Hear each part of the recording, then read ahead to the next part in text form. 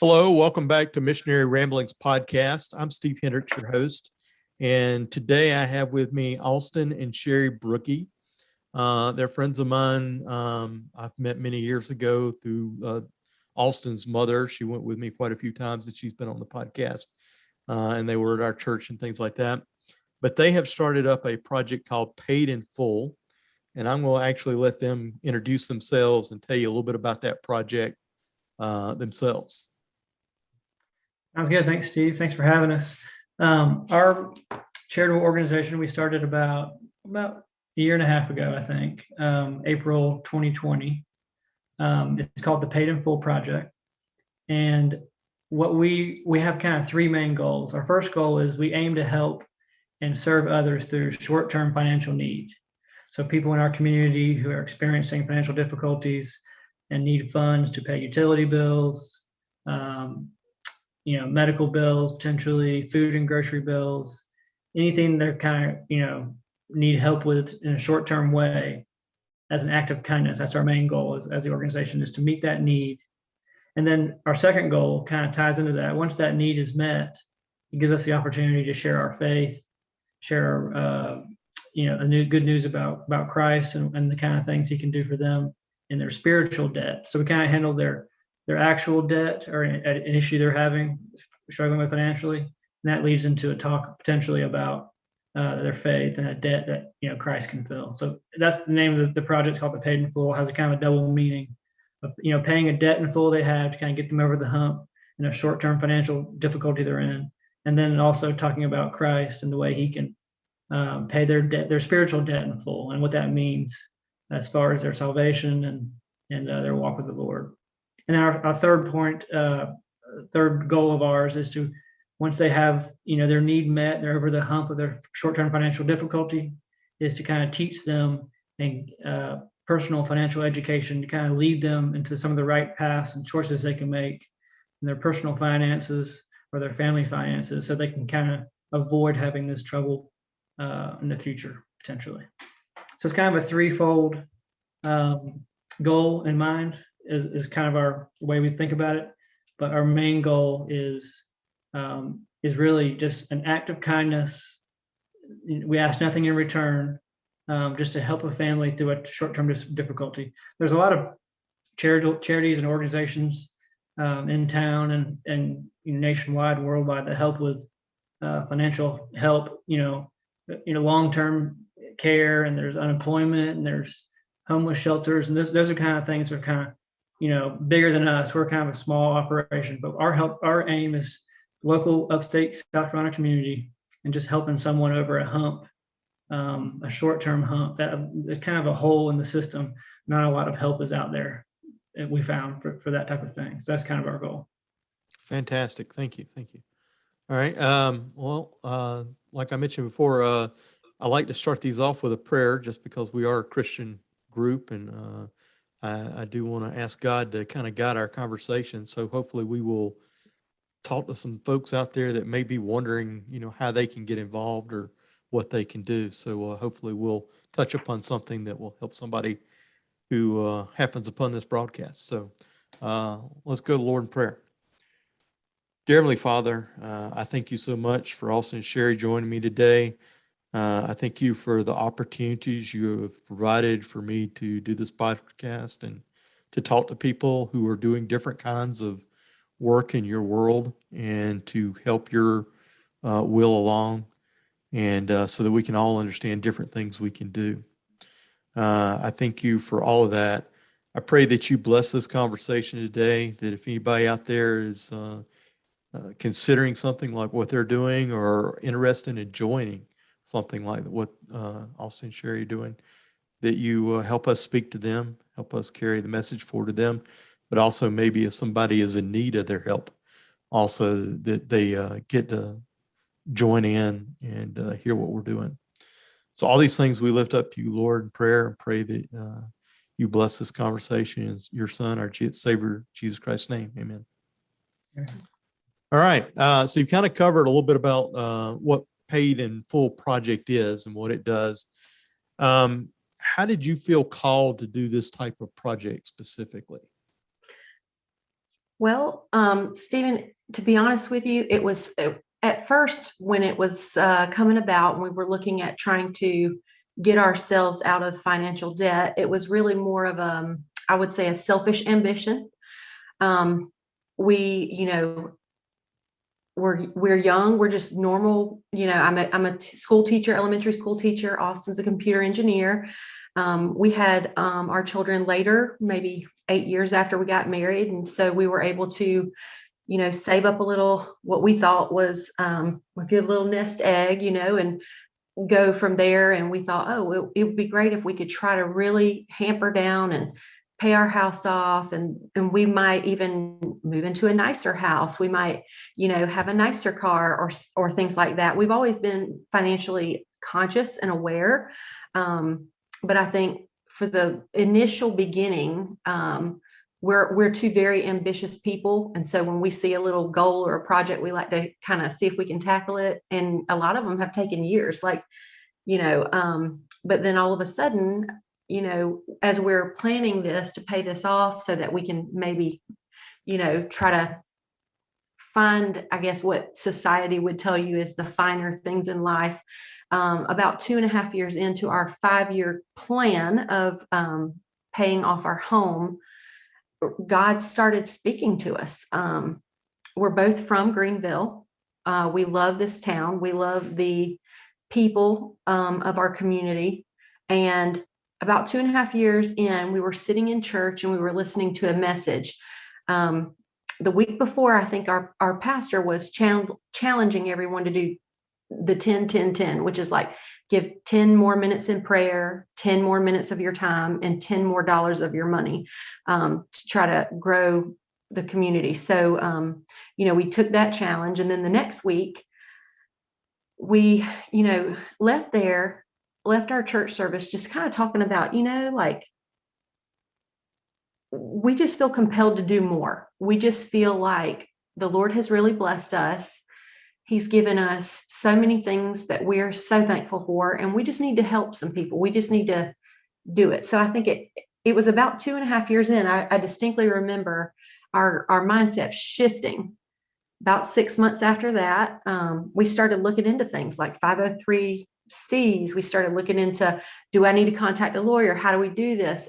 Could we do a website? Things like that. And then it's crazy how it all came together. And I really feel like when we started to act on what we felt like God was asking us to do, which to a normal person might sound crazy. Hey, the Lord's asked me to just give our money away. We're just going to give our money away. That might sound crazy, but once we started entertaining the idea, Austin and I both agree, we feel like we became more blessed. Like the plan we had the aggressive plan to pay our home off was not something that probably would have been accomplished. But crazy things kept happening. Like I might tutor and make extra money, or, things like that. And so all of a sudden, when we started entertaining that idea, we just felt like the Lord was just opening every door. We would meet people who were like, oh, I'm interested in that. So we didn't really go really loud with our idea or our plan, but we did talk to a few people in our Bible study group at church. And the primary reason for that was just to get some feelers, like, see what people thought about it. Was there a need in the community? Could they help us think this through, but also to hold us accountable? Because we knew that if we were to really truly give into this calling that we have been compelled to do, that the tests and the trials would definitely come, most certainly. So, it just kind of started, I think, selfishly, and then it blossomed into what we hope is something very beautiful. And even if it helps just one person, we know that we're doing what God asked us to do, I think.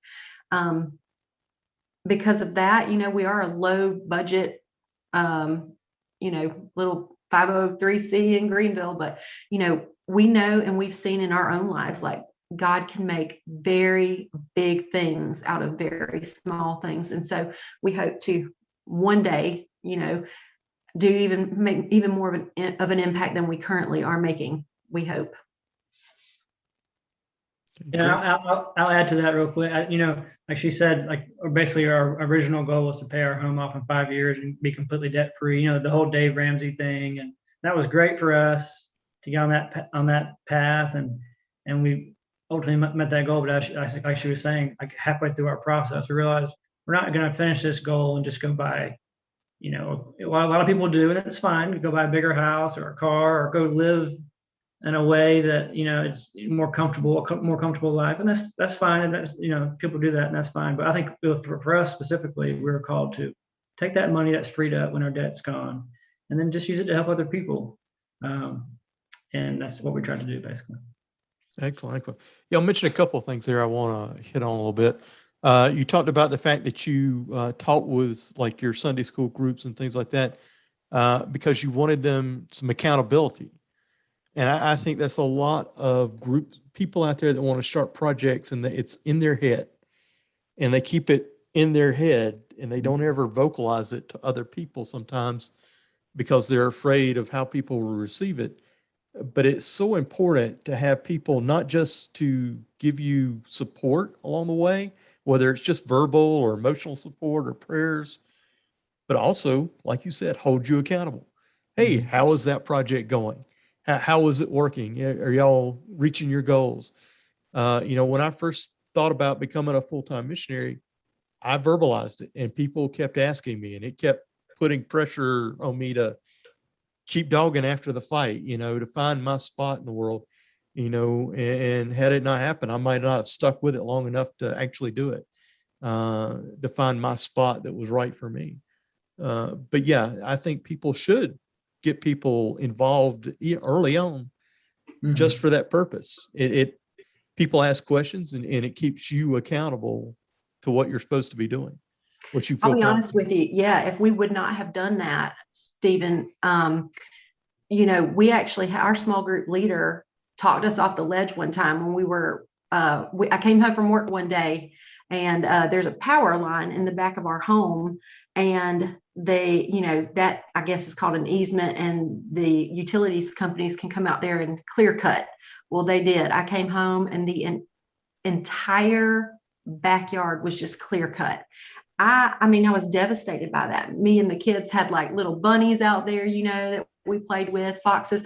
And I was like, that's it. But, we don't have that privacy anymore. I grew up in the country and I just enjoyed the trees and the animals and things like that. And I was just devastated by that. And I was like, it's time to move. We've got to go. We've got to go. And so we actually went and looked at a house. I kid you not, one time. And then our small group leader found out because Austin was talking to him about it and he called and he helped us really he talked us off the ledge. He said, no, absolutely not. This is not what you're going to do. You were called to something. You have to do this. And so I did not know how, because I'm a really kind of a sort of a private person on that end and I didn't really want to share, but I'm so thankful we did because I knew the trials would come and they sure did right towards the end, right when we were about to pay our home off and have that extra money to where we could help other people. It happened, of course, but yeah, so our Bible study leader actually called us back and reminded us our purpose and our calling and that gave us the strength to continue. All right. Yeah, we have to remember we're mere mortals. We have failings, we have trials and tribulations. We don't always stack up well against. I mean, I don't even consider myself a tenth of Job. I cave pretty easily sometimes. So yeah, being accountable and have people that will help you through those things is so important. If you want to do any type of ministry work, I don't care what it is. If you just want to go out on a street corner and hand out bracelets to people, you're going to get discouraged at times, and it helps to have people to bolster you and encourage you along the way. Yeah. The other kind of thing I want to just talk about a little bit maybe is I am not as well gifted at I guess the financial accountability as the two of you have been. All through my years, I did not do as well. I did not set that goal of paying off the house and everything. And did not do all the things I was supposed to do early on. at your age to achieve some things that would have made me much better off now. But I think it's funny that as I look back on things, after I quit working as an engineer, closed up my company and took a foreign mission job with $1,000 a month stipend, I am better off now financially than I've ever been in my life. Yeah. And I think it's funny sometimes to look back on that, and how I've learned how to change everything I do to what God has called me to. And it sounds like something along those lines has happened to y'all as well, that y'all were more stable than I was, I guess, or at your age than I was. I was a little loose and fancy free and always looking for those fun things, I guess. So I applaud y'all for that. Yeah, that's awesome. We had a similar, I mean, when we first graduated college, we had student loan debt, and then first couple of years of marriage, we weren't smart with our money, racked up credit card debt. And, if we were in the same boat, we just kind of caught our footing early on and realized this is not the good path, right? And so and so one of the first things we did, we did like a short-term goal, pay off the credit card debt and get rid of our car payments. So it kind of built from there. And one of the last things was the house, and that was, not for everybody. Not everybody can do that, but we just kind of, like Sherry was saying, as the 5-year plan was in progress, we got blessing after blessing financially, and it was just nudges from God, as we say, to like keep moving forward and keep going down this path, and that's kind of the whole story. And I'll say this: we're both two very down to earth people who we don't really, we've never been fancy kind of people, I guess. Even if we were millionaires, we would still be wearing, I would still be wearing my shoes I picked up at the local consignment store. That's just who we are as people. Yeah. We've never really needed things, I think. That's been helpful. But also, let me tell you the number one thing for people our age. So I was 36 and Austin was 38 when we paid off our home.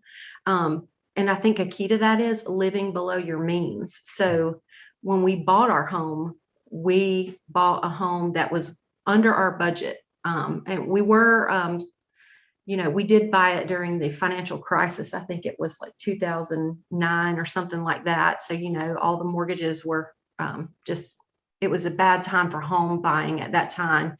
So when we bought the home, I know God showed us this one right away, but we also had many opportunities to spend more. And I think one of the key things is don't try to keep up with the Joneses. I think that's one thing that we learned early. It's just not worth it. I think the worth of helping a family going through some kind of crisis has been so much more fulfilling than any new car or home could ever be, I think. So I think, those were some keys, and thankfully we're just people who we're just not, we never have needed a lot of things. So I think God, that's another thing I think that God, it proves to me that God created us who we are for this exact purpose, right? Mm-hmm. Yeah. And I think there's a big movement right now that memories, not things. Right.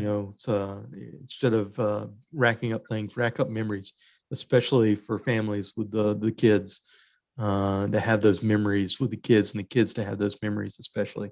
Very important nowadays. And I think more and more people are starting to move to that kind of philosophy. And I'm glad for it, because I think we as a country really went through a stage of got to have more things. And it's nice to see us move away from that. Yep. This is when we talk about spiritual gifts, the one that gets left out of a lot of people's accountability is the spiritual gift of giving, or sometimes called stewardship. And it seems to me like y'all have really got that spiritual gift. That seems to be something that's strong with the both of you. How did you discover that spiritual gift? Yeah, I think for us, it was, we first were married, we didn't give a lot to the church initially. We didn't do a tithe, and we didn't do, any kind of large offerings. We give, a few $20 here and there. Like it wasn't like anything organized or a lot to the church. And then we, as time went on, we matured more, especially when our finances, kind of stabilized. We got jobs and everything after college. We started giving, and we realized the more we gave, and we started giving a tithe, the more we tithed to the church, the more we would get. And people say that a lot, but for us, it was true. Every time we increased our giving or gave more to the church, we would get more pay, from our jobs, or we get. Sherry had some side tutoring jobs, and I had a website business, and that would pick up. And it's funny, the more we couldn't like they say, you can't outgive God. The more we gave, the more we were blessed financially. And when we were young, I didn't believe that, until you actually get into that habit. And then we realized, well, if we can't outgive God, let's set a goal to, do this big thing. And then this big thing can lead to another big thing. And we can, have the ultimate goal of helping people and giving. And one of the things we did, our church, we go to Brookwood Church here in town. One of the things we did years ago, we did Serve Fest. It's like a weekend long or day long thing where all over town people were doing things for the local community and organizations, kind of just serving people. And there's a variety of things, different things you can do. One of the things we did one year was acts of kindness, and that stuck with me because that day basically we were giving out gift cards to grocery stores and gas cards, and filling people's gas up, and plate of cookies, and just kind of treating people unexpectedly out of the blue, giving them these gifts, and the smile on people's faces. And they just couldn't believe that some stranger off the street would fill their gas tank up or would buy them groceries that day. They couldn't believe that kind of kindness existed. And that kind of stayed with us, or me personally. And that was kind of the inspiration of, of what we're doing now. This unexpectedly, someone you don't even know is willing to, knows your story or got referred to your story and is going to help you out. And, like I said earlier, that helping, that gift and meeting that need and just seeing the smile on their face is enough. But then the ability to share your faith as well, that kind of leads right into that. So. And that really stayed with me because when I was a small baby and my mom and my sister were in their car, this is actually how my mom came to Christ. My mom had given my sister a handful of change and told her to go in, this is early 80s, goes in to pay for a couple dollars worth of gas. My parents were very, very, very, just kind of poor people. And so my sister goes in with this handful of change to pay for a gas. And this man comes up to my mom. He says, "Ma'am, may I fill up your gas tank for you?" And she says, "Oh, no, thank you. I can't. I don't take things from strangers." She was very skeptical of him. And then he said, "Well, ma'am, what if I told you this was a gift from God?" And she said, "Well, okay." So she let that man fill up her gas tank. And when he was leaving, he handed my mother a tract, like a gospel tract. And my mom, as she was leaving the gas station, flabbergasted by what had happened to her, opened that tract up to read it, and a $50 bill fell out.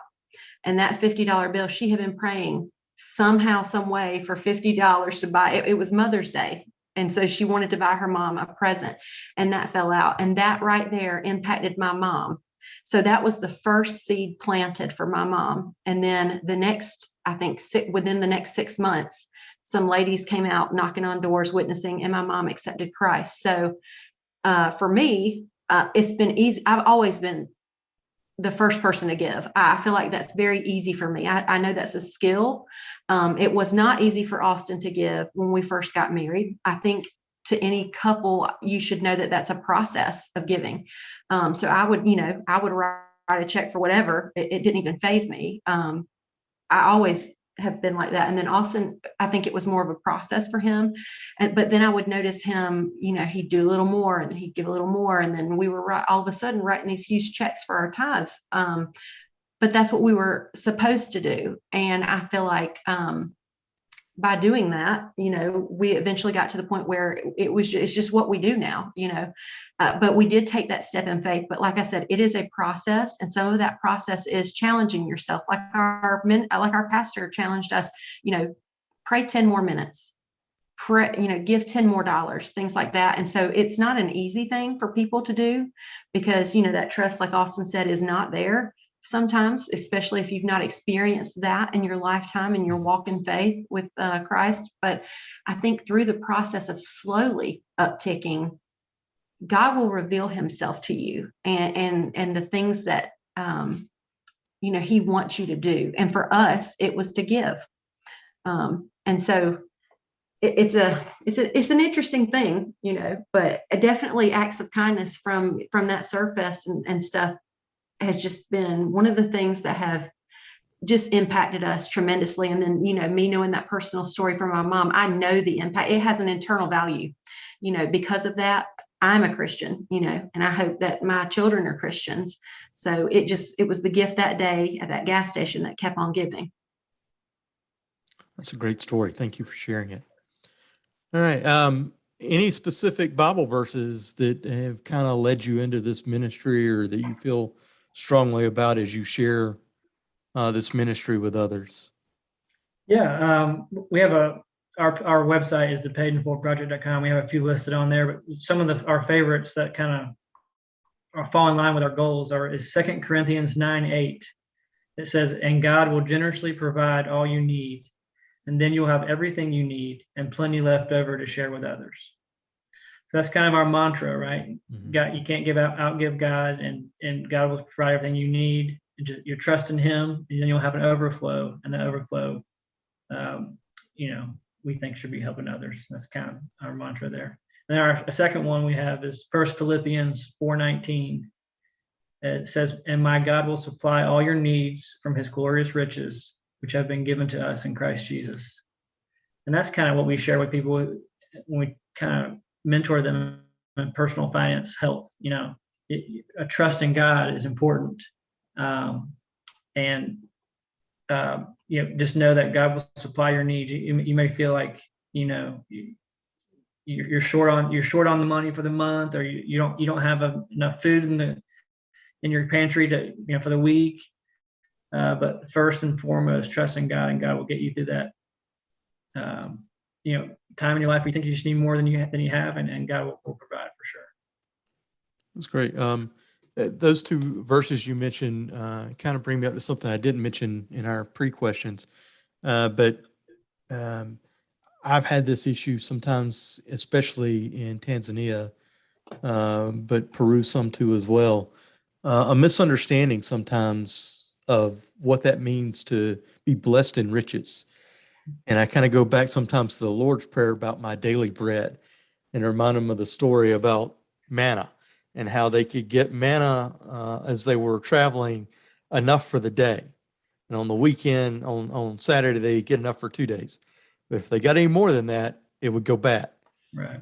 And I sometimes struggle with the understanding of wanting versus needing in those requests that are made sometimes. Have you had any issues with that, with people coming to you asking for things? You don't have to be specific about numbers or anything like that, but. Yeah, I think sometimes majority of our calls are really people who need help.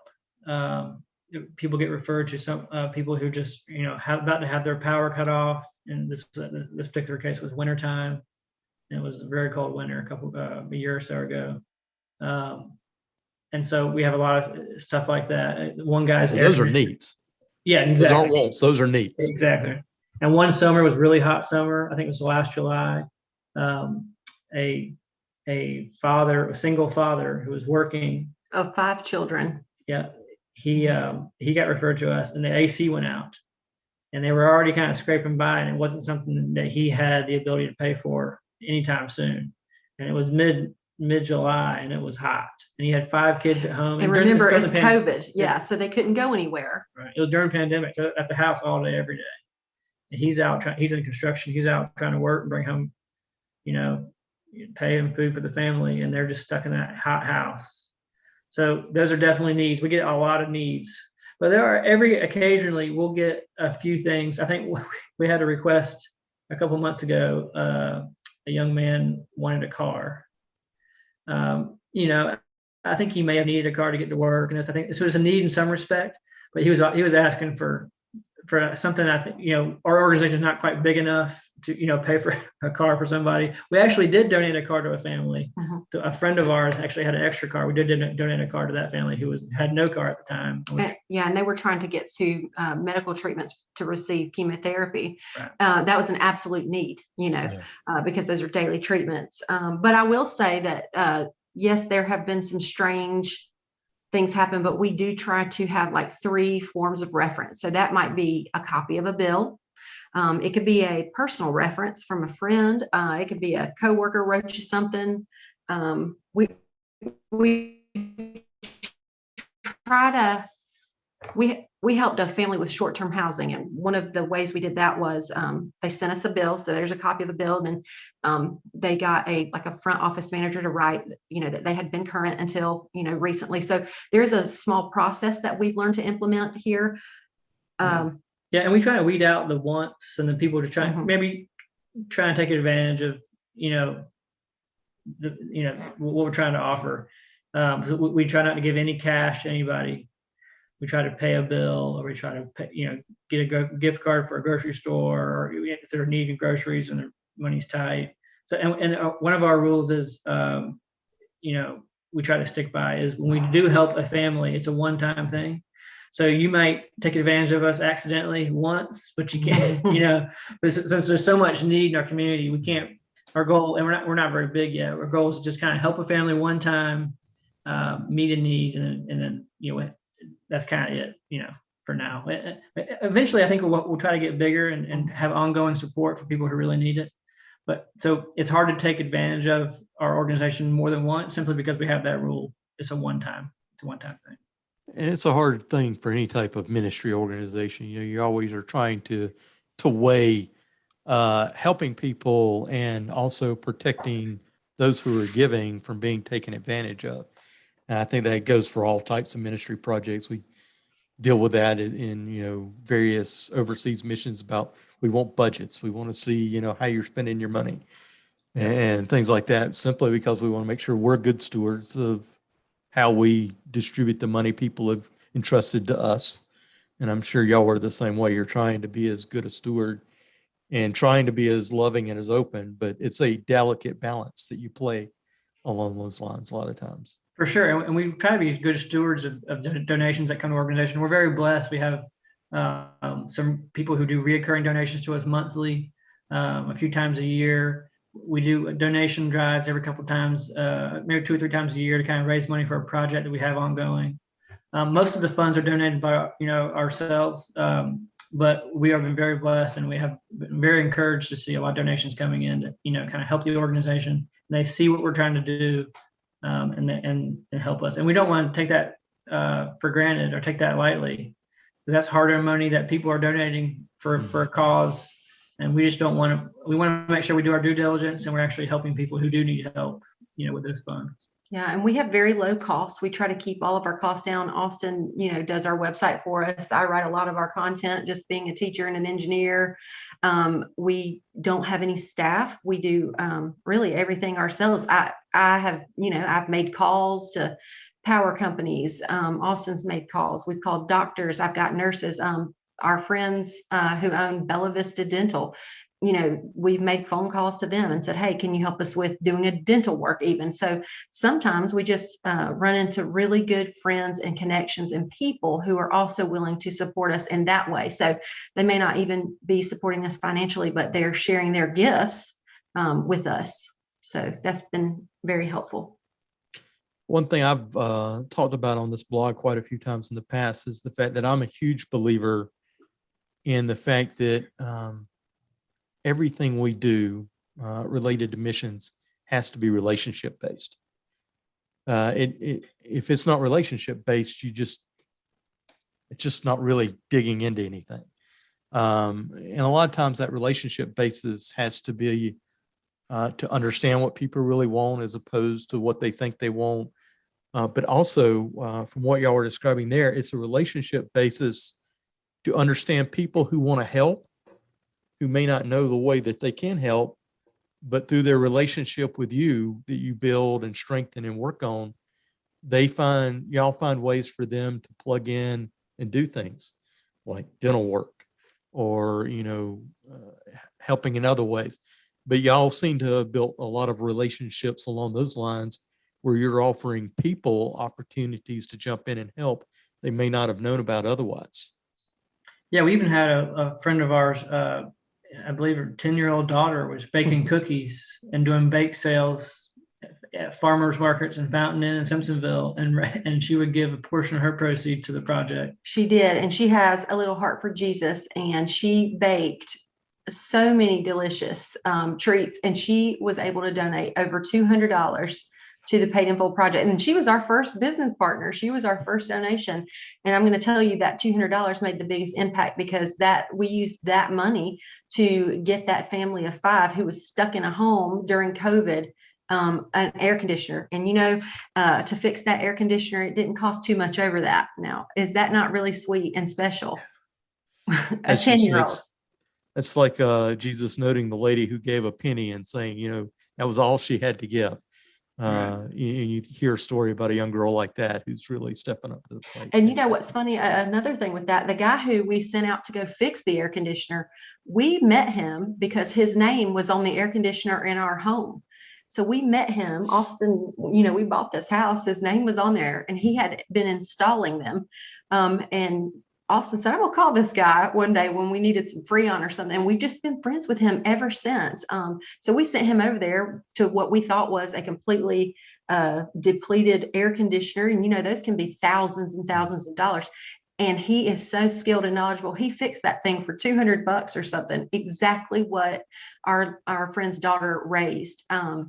And we were able to take care of that. We took care of their power bill. We got them some groceries. And it was so big to them. Yeah, that's so fantastic. And those are relationships, and those relationships have now helped people participate in God's will. So it's not always about relationships with the people we want to help. Sometimes it's relationships with the people who can help. So that's fantastic. I never thought about it that way. I love that. Yeah, it probably touches their lives in some way as well. The ability to help partner with us and help another family who's in so need. many people don't know what to do. They don't know how to help. And so a project like yours gives them those opportunities. Fantastic. When you first came up with this idea, you talked to your Sunday school class and everything. Your family and friends, were they all supportive, or did you have a couple go, are y'all nuts? Or anything like that?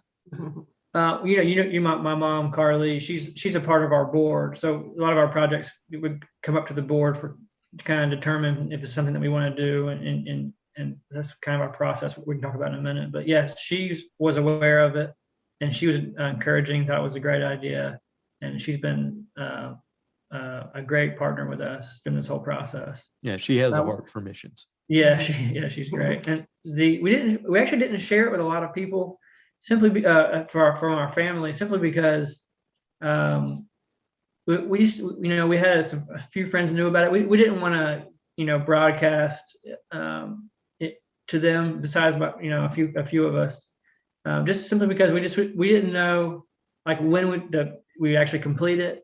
When we would start the process up, to start the charity and get it going. But after it's almost like we didn't trust ourselves for a minute, like, right. Lord, are we really doing this? Like, are you sure you want us to do this?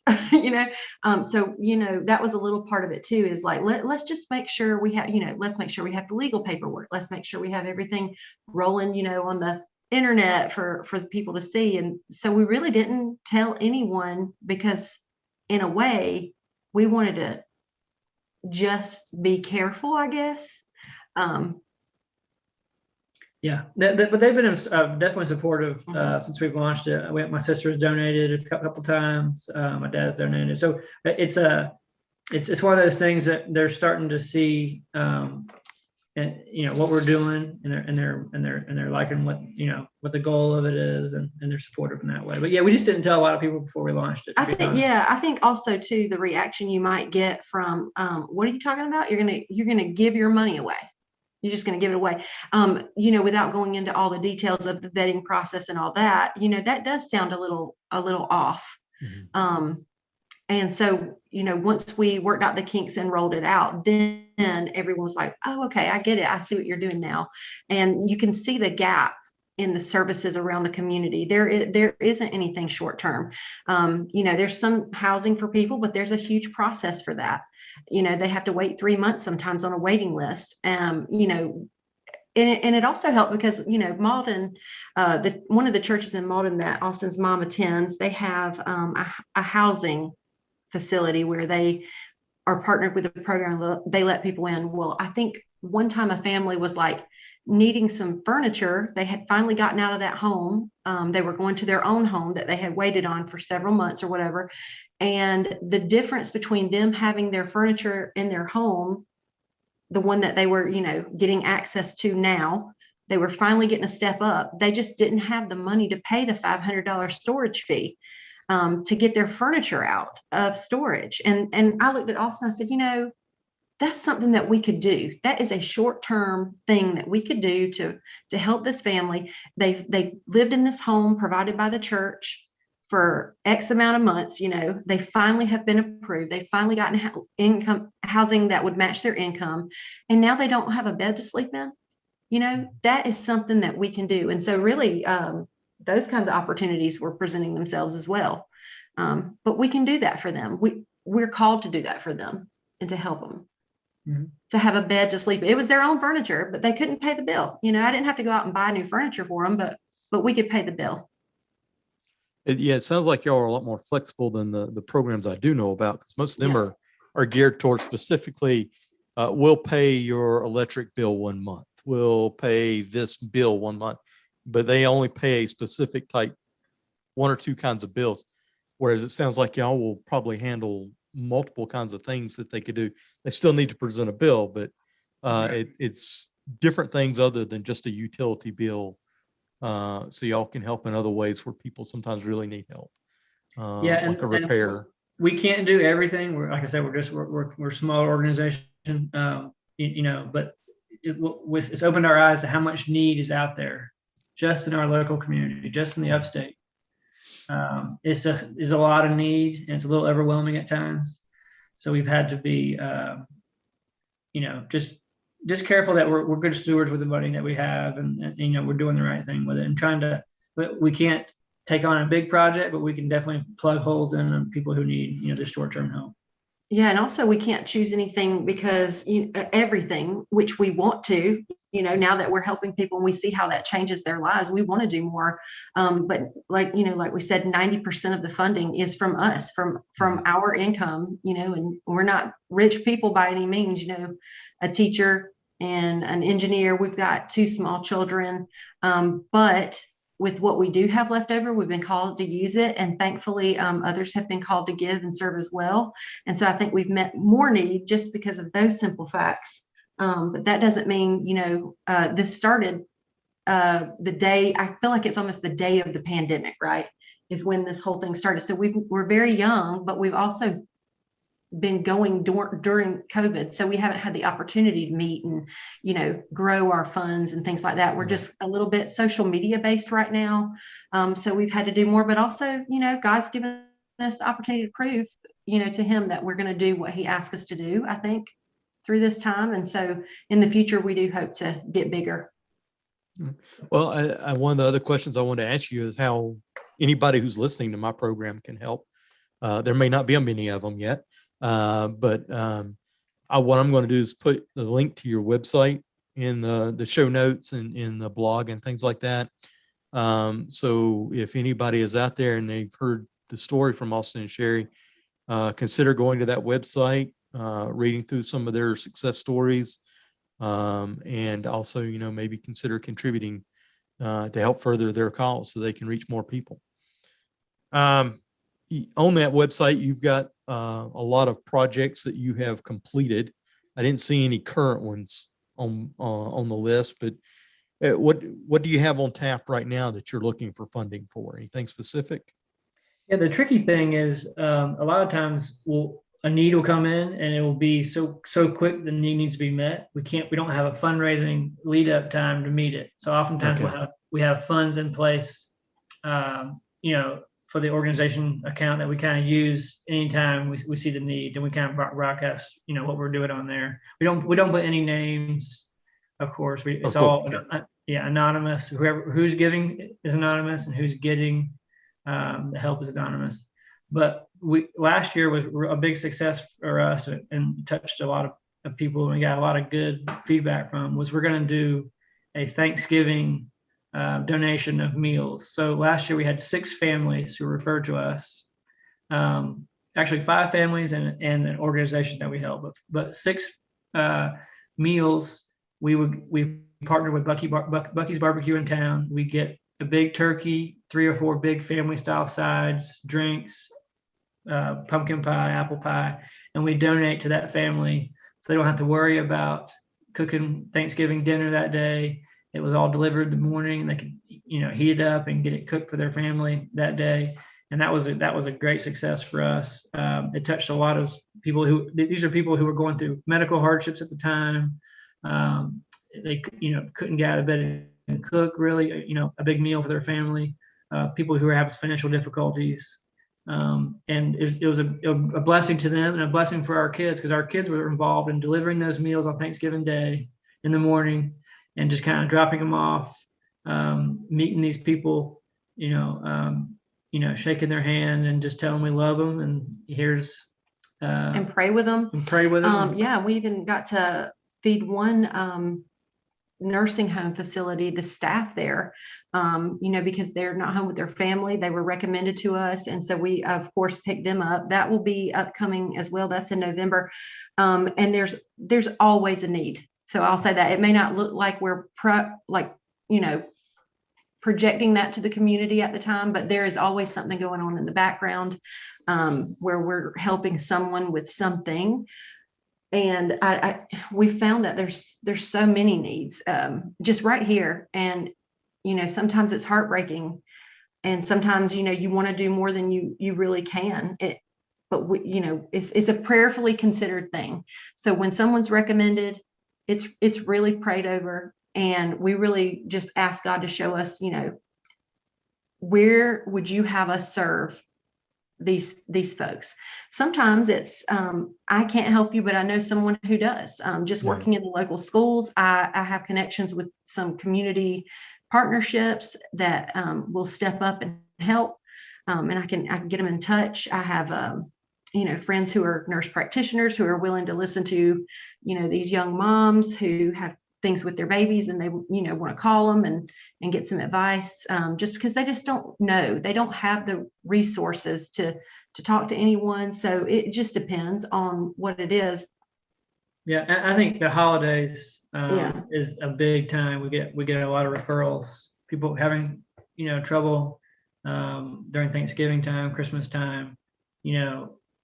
Where sometimes your money. People need more money or feel like they have things they can't accomplish without some help. And just like I said, even Thanksgiving, just a simple Thanksgiving meal donation would be great. Or if you have it, not only donations to the site would be awesome, but even referrals. If you know anyone who needs help, anyone that we can connect with and help in any way, whether it just be a simple electric bill pay or just give them some groceries, or especially during the holidays when money can be tight. So I think donations or referrals are something we're always looking for on the website. Yeah, and definitely prayer. I think prayer for God to continue to reveal for us his plan and his will for this. I know that Austin and I have talked about this before, but a goal of ours would be to write a curriculum to teach people some basic, I'm not talking like Dave Ramsey things, but just some basic financial educational type classes. I have personally a heart for single parents and single mothers in particular. And that's maybe because I'm around them a lot with the students I teach, but just teaching basic things like, did you know that this resource existed? And a lot of those moms or dads, they don't know about the resources available to them. And I think just getting that out, but, just calling these folks together and loving on them in the way that you're not just giving out money and helping, but you're helping them for their future, for the future of their children. These are not big things, but like, for example, you take your family out to eat. You can still do that and do it low budget, but have a really nice time. We did a calculation on, like, if you just got water when you went out to eat, that saves you over $1,000 a year. It's the tiny things that Austin and I just do regularly, just because I wouldn't say cheap, but I say frugal, maybe.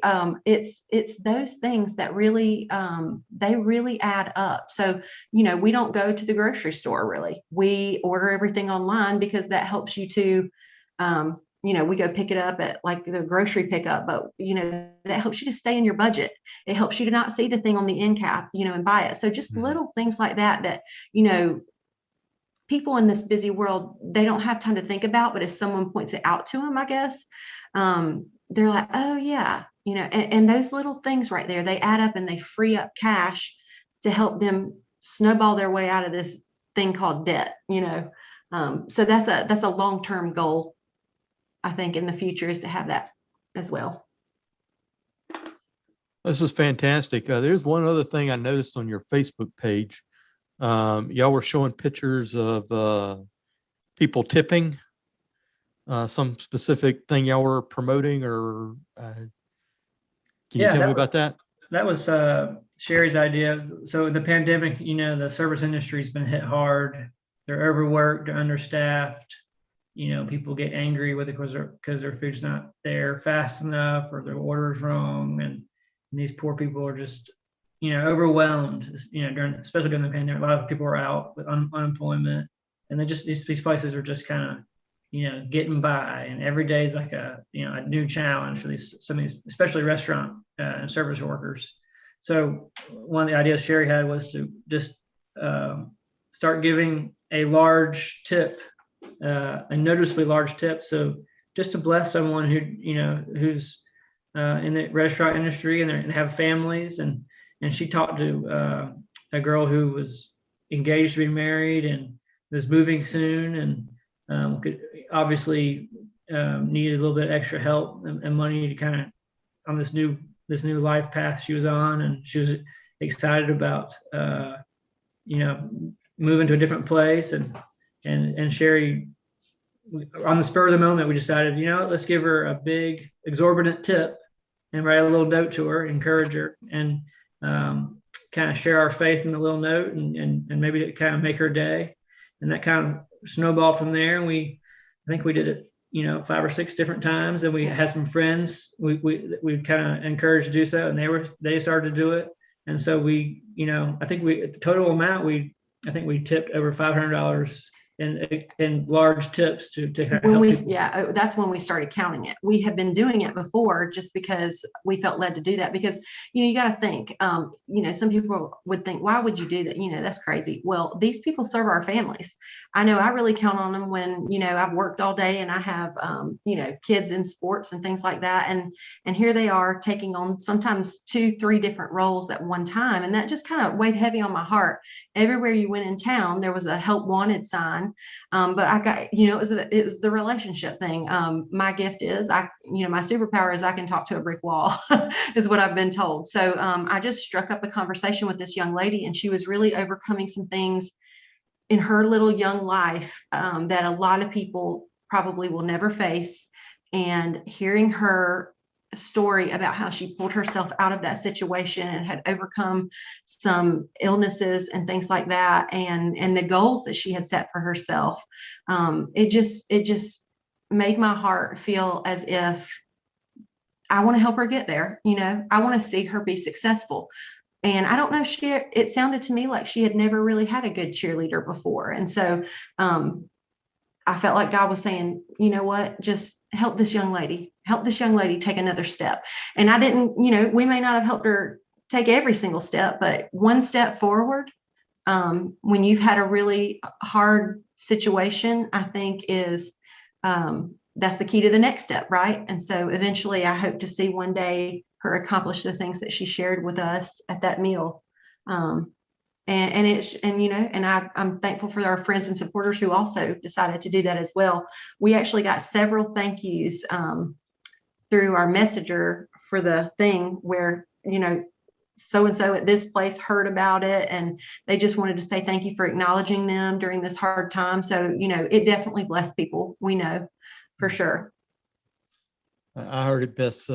Somebody told me, he said, in this time of the pandemic and everything, with people not showing up to work, we really need to be thankful and gracious to those who did. Yeah. And so, my tips may not have been as generous as some of the things I've seen, but I've definitely raised my percentage wise quite a bit lately. Awesome. It's because, you're right. They're going through hard times. It's shorthanded. And we need to be thankful for those who are showing up to work right now and getting things done. So it's nice to recognize them and putting that little message like God loves you, or, have a good day, something, Yeah. helps I everybody. think every small little thing helps really, and it may turn her day around, which turns her week around, which gives her a whole new direction. And you never know when it's going to be a situation like it was for Sherry's mom, That's or right. somebody's struggling and they're having trouble. At the end of the day, I think the main goal for Austin and I is not necessarily to stand on the side of the street and yell at people, but it's to plant a seed, right? It's a small seed. We may not be the end part of the process, but we just hope to plant a seed. And then we know that if we plant the seed that God called us to plant, then He will do the rest of the work, right? Yeah. And so we just have to play our role. And I would encourage anyone else, if God's pricking your heart about anything, just listen. Just sit still and listen for a while. This was a 2.5-year process, I think. And we're just grateful that the Lord chose to use us in this way. A missionary friend of mine always puts it the way it was in the Bible about how you may not be the guy who plants the seed. You may not be the one that waters it. You may not be the one who, harvests the fruit. Maybe you pulled the weeds around it. There's so many steps along the process, and God put somebody in there to plant it, to plow the field, to water it a couple of different times, to weed it, and then to harvest it. And you don't know which part you get to play a lot of times, but if you play your part, then the fruit will come. So yeah. That's awesome. Yeah. Well, guys, thank you so much for being with me today. Again, I'll put your information in the show notes and the blog. So people, please check them out.